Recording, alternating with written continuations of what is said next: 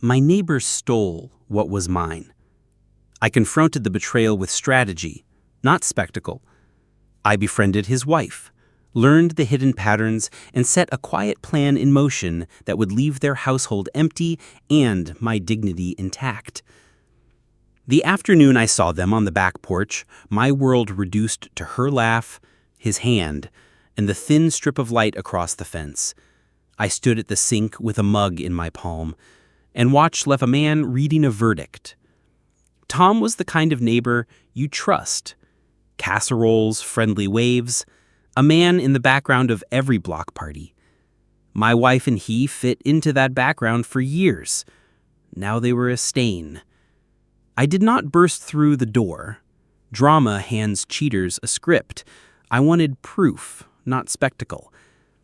I opened a note on my phone titled Timeline and started a ledger.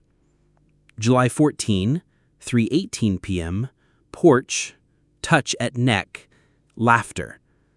I bought a pocket camera disguised as a pen and left it in the garage, where, I figured, most casual meetings would start or end. I slid a recorder under the passenger seat of the car she borrowed. I kept my routine: laundry, lunches, kids' practices, like a stagehand, invisible but present. On the recordings they sounded casual, until they weren't. In a clip from a late evening, Tom joked about booking a hotel near the highway in case dinners run long, and she answered with a breath that belonged to another life. I labeled the files and backed them up. Betrayal by a neighbor is a specific kind of hurt. It cuts deep because it arrives wearing a known face. Anger was easy. Patience was harder. I chose patience. I reached out anonymously to Tom's wife, Jessica, and arranged to meet. She drove in silence and sat with hands clutched, like a person holding on to a confession. When I showed her the photos and a clipped recording, she did not rage. She crumpled. She suspected, but suspicion is not a case. She wanted evidence and a plan that would protect her kids. I wanted an end to the lie. We agreed to gather more: witnesses, receipts, timestamps. We also agreed on timing. Exposure mattered most where it would cost reputations. A community event where gossip moves faster than law. Meanwhile, I learned how to make legal pressure mute the most plausible denials. My lawyer explained that documented infidelity affects custody and can shift property outcomes. That felt like armor. At home, I acted like a man who had been blind, saying yes to errands, laughing at jokes, making coffee. My wife moved through evenings with the ease of someone who assumes the next morning will still belong to her.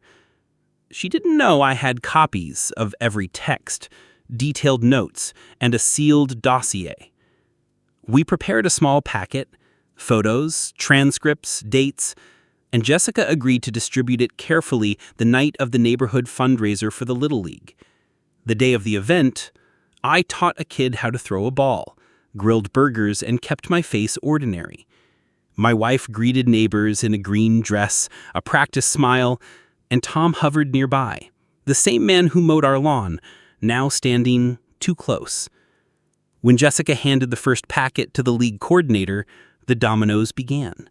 People skimmed the pages, and the room shifted. Conversation stalled, and eyes slid sideways like rumors seeking purchase. Questions landed in my wife's lap. She had no clean answers. Tom tried to laugh it off and point to misinterpretation.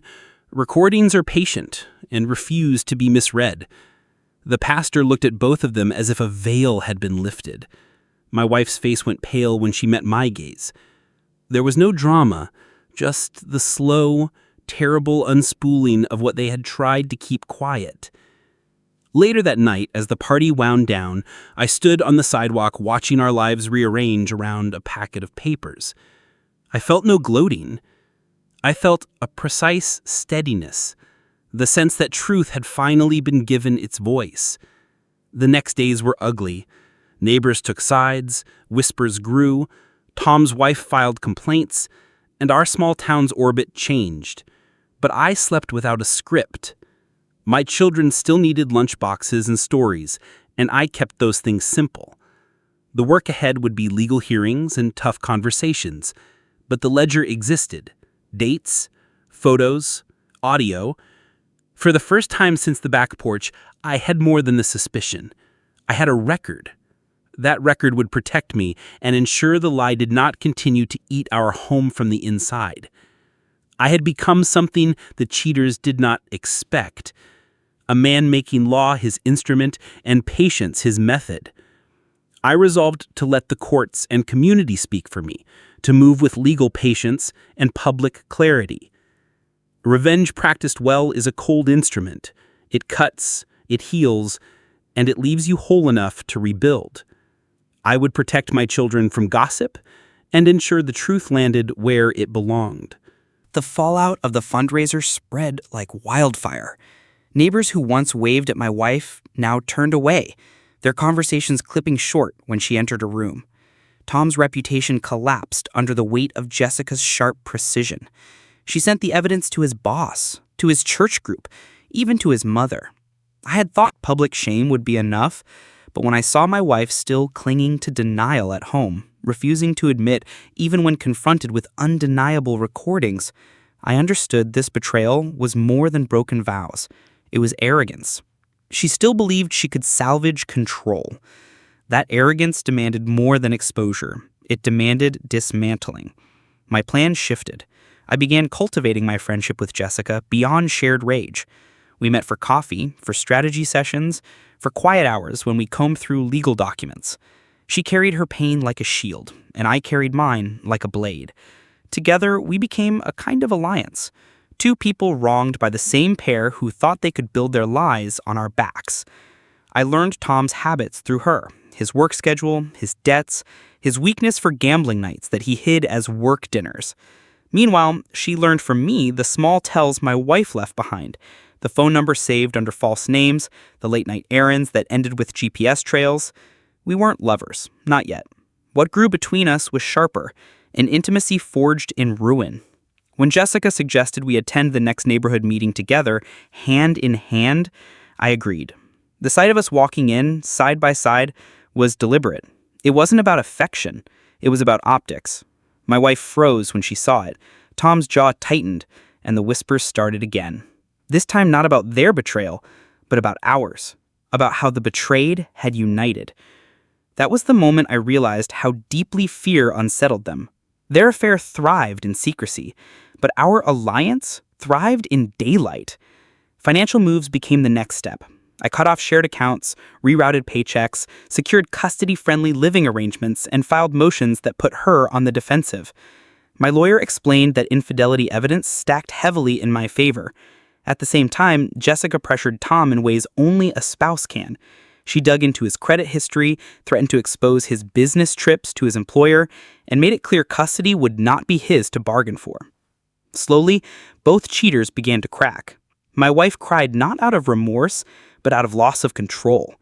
Tom lashed out at Jessica, who documented every word, every threat, every slip. We built a paper fortress while their house collapsed.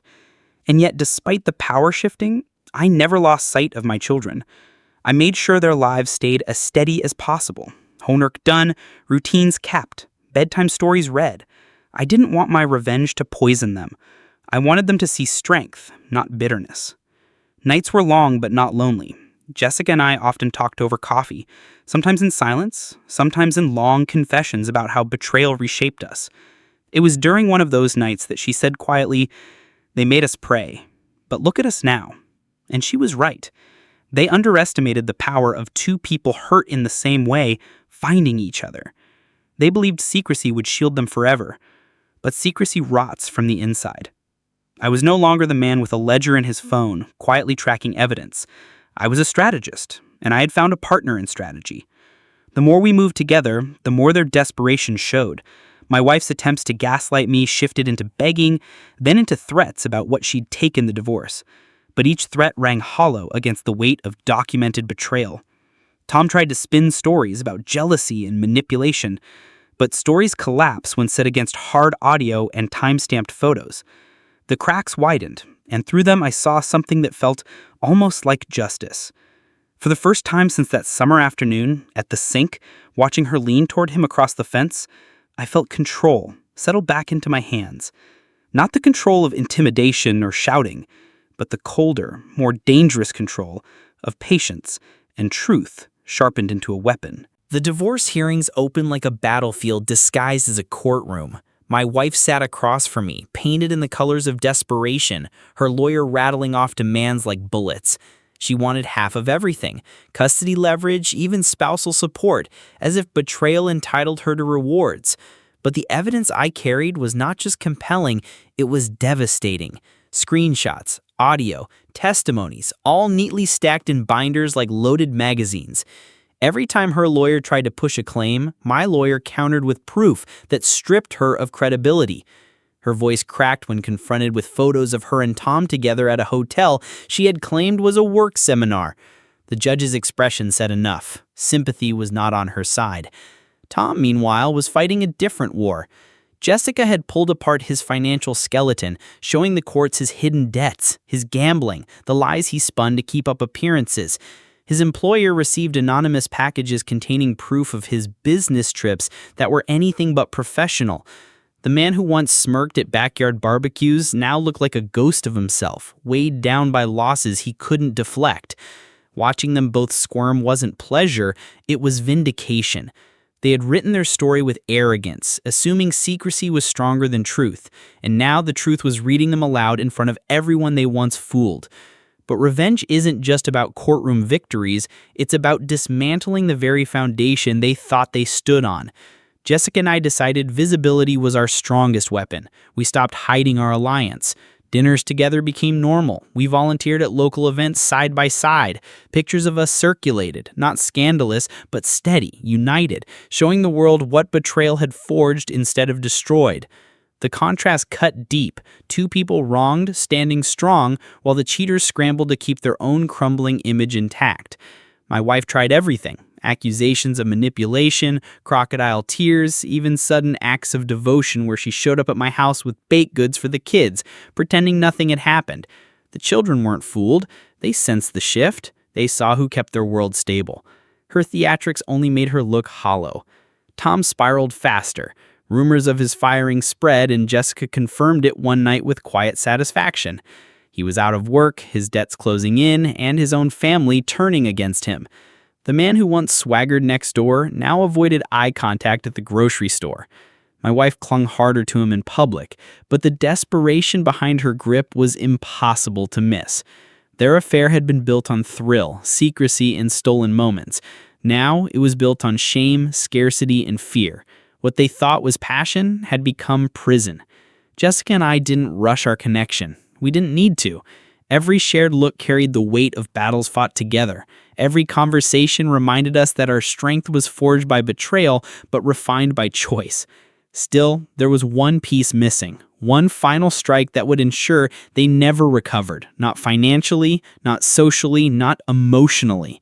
That moment came when Jessica uncovered Tom's business fraud. He hadn't just lied to her, he had cooked numbers in ways that implicated my wife too. Receipts, bank transfers, even her signature on a joint account she thought I didn't know about. It was all there. Their betrayal had not only been of the heart, but of legality. Suddenly it wasn't just a divorce and a scandal, it was a case for investigators. Watching their fear evolve from embarrassment to genuine panic was like watching prey finally realize the predator had been circling the whole time. They thought they were playing a game of secrecy. I had turned it into survival. By the end of that week, subpoenas arrived. The people who once whispered about their affair now whispered about indictments. Neighbors who once looked away now stared openly, the mask completely gone. And through it all, Jessica and I stood steady, not as broken spouses, but as architects of their downfall. The predator they created was no longer just me, it was us. And the final chapter of their ruin was only beginning. The indictment spread like wildfire in town gossip. My wife tried to spin the story, painting herself as a victim of Tom's manipulation, claiming she didn't know about his shady finances. But the documents showed otherwise. Her signature on transfers, her messages approving withdrawals. She wasn't an accomplice by accident. She had been an eager participant. Tom's fraud investigation pulled him deeper into a pit he couldn't climb out of, and with her name tied to it, my wife had nowhere to run. They scrambled to defend themselves, but their lies clashed, each trying to save their own skin. She swore Tom had tricked her. He swore she had pressured him. Their alliance crumbled faster than I anticipated. It was almost poetic. Two people who betrayed us with unity, now destroying each other with desperation. Jessica and I made sure the truth never got buried. She leaks documents to reporters. I handed evidence to community leaders. Every whisper turned into headlines, every suspicion into confirmed fact. And in America, reputation is currency. They were bankrupt. Invitations to social events dried up, friends that used to laugh with avoided them in grocery store aisles, parents at school events whispered loud enough for their kids to hear. The same neighbors who once envied our cul-de-sac barbecues now looked at them like cautionary tales. Even family distanced themselves. Her parents, once cold to me, called to apologize for defending her blindly. Tom's own brother told Jessica that he was done bailing him out of messes. Their support systems collapsed just as surely as their finances. The kids were the only soft spot. My children, at first confused, saw how steady life with me remained and how chaotic time with her became. Missed pickups, tense phone calls, arguments whispered in car rides. It all showed them where stability really lived. Jessica's children saw the same with Tom. His anger, his paranoia, his empty promises turned them cold. The betrayal that was supposed to bring them happiness had instead driven their own children away. The revenge wasn't just about public ruin. It was about rewriting the story they thought they owned. They imagined themselves as star-crossed lovers battling cruel spouses. Instead, the world saw them as liars, cheaters, and frauds. And Jessica and I, we weren't broken spouses clinging to scraps. We were the ones who had endured, adapted, and rebuilt. One evening, months into the chaos, Jessica and I sat on her porch, wine glasses in hand, while our kids played together in the yard. The air was cool, calm, so unlike the firestorm we had orchestrated. "Do you think it's enough?" she asked softly, her eyes on the horizon. I thought about it. The ruined finances, the legal trouble, the shattered reputations.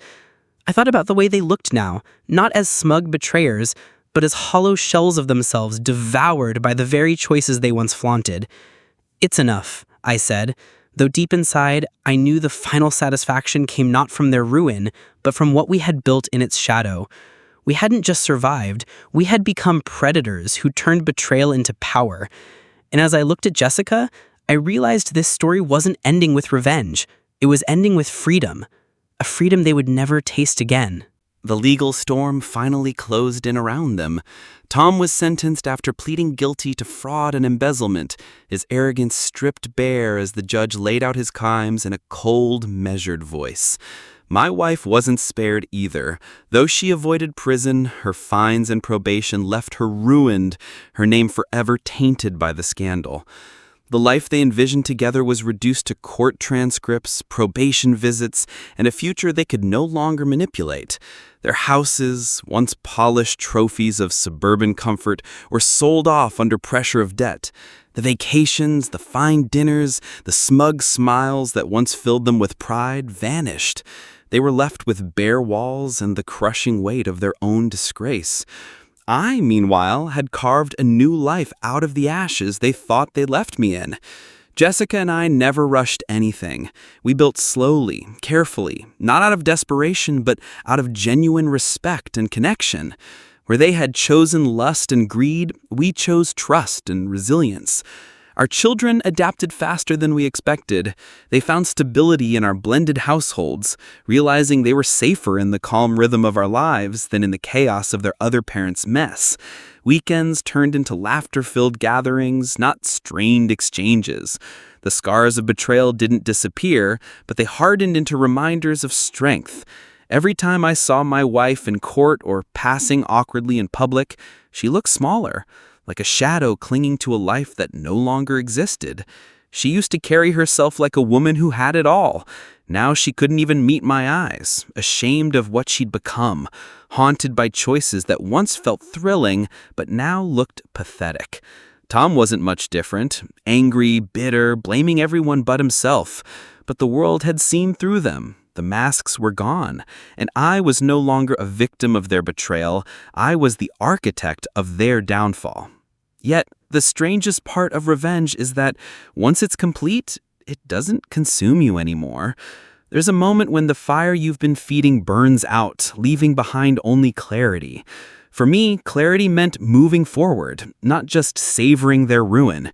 Jessica became more than an ally. She became a partner, someone who understood not only the pain, but also the power that came from surviving it. Together, we turned what was supposed to destroy us into the foundation of something unbreakable. Looking back, I realized betrayal didn't make me weaker. It forced me to become sharper, more deliberate, more alive. They thought they had stolen my life, but in truth, they had only cleared the path for me to build a better one. Their betrayal made me a predator, but my strength came not from the destruction I caused, but from the life I created after. And in the end, while they were left clawing at scraps of what used to be, I was free, truly free.